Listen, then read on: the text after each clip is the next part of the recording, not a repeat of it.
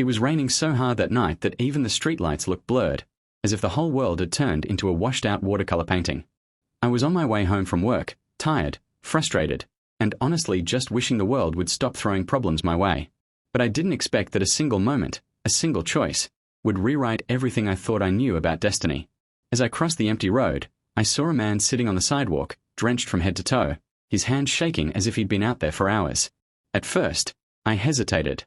People don't usually get involved with strangers in the dark, especially when the weather is this bad. But something inside me said I had to help him. Maybe it was the way he looked up, eyes filled with a strange mixture of fear and hope. So I walked toward him. "Are you all right?" I asked, trying to sound calm, but my heart was racing. He didn't respond, just stared at me like he was trying to recognize a face he had seen before. I offered him my umbrella and helped him stand. He stumbled, almost collapsing again, so I held him by the arm. "Come on. There's a small cafe across the street. You can warm up there." The man didn't argue. He just nodded like he had been waiting for someone to say those words. Inside the cafe, the warm air fogged the windows, and the soft humming of the heater mixed with the faint smell of fresh coffee. I sat him down and ordered tea. As he held the cup with trembling hands, I finally asked, "What happened to you?" He closed his eyes. "I lost everything tonight," he whispered. "My wallet, my phone, but that's not even the worst part." He paused, as if swallowing something heavy. "I lost my family years ago. Tonight I found something that proved they were still looking for me." His voice broke. And suddenly, this wasn't just about helping a stranger. This was about a man hanging by a thread, clinging to the smallest piece of hope. He pulled out a soaking wet envelope from his jacket. Inside was an old photograph of a little boy standing next to his parents.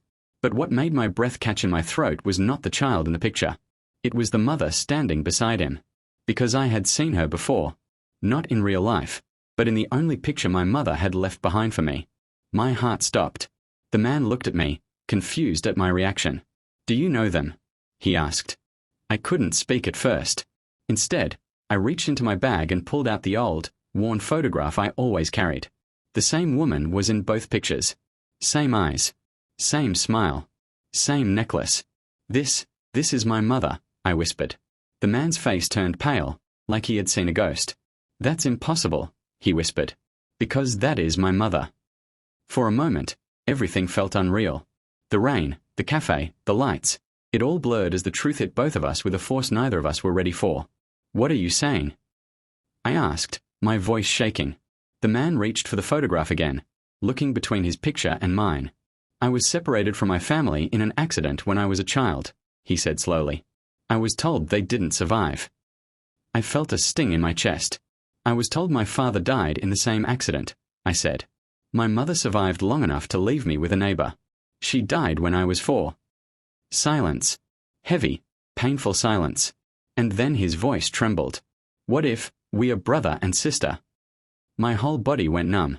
It sounded insane, but deep inside, something clicked. The resemblance, the timing, the matching pictures. It wasn't coincidence. It was fate pulling us back together after a lifetime of being lost. Tears filled his eyes. I spent years searching for any sign of my family. But today, I found nothing. I thought all hope was gone. He looked at me with disbelief and overwhelming relief. "But then you showed up." The rain outside had turned into a soft drizzle now, almost peaceful. We talked for hours, about our childhoods, missing years, the tiny details that lined up perfectly like pieces of a puzzle finally falling into place. His name was Aham. He had lived a life full of wandering, foster homes, and unanswered questions. I had lived a life full of longing, wondering why I never had siblings or extended family.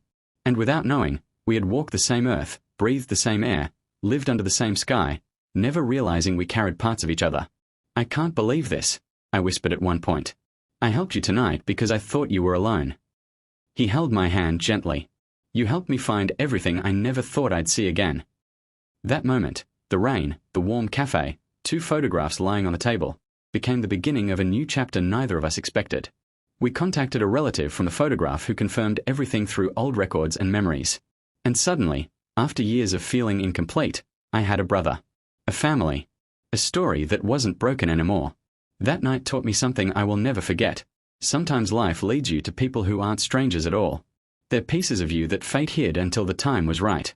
And all it takes is one act of kindness, one moment of courage, to uncover the family you didn't even know you were missing.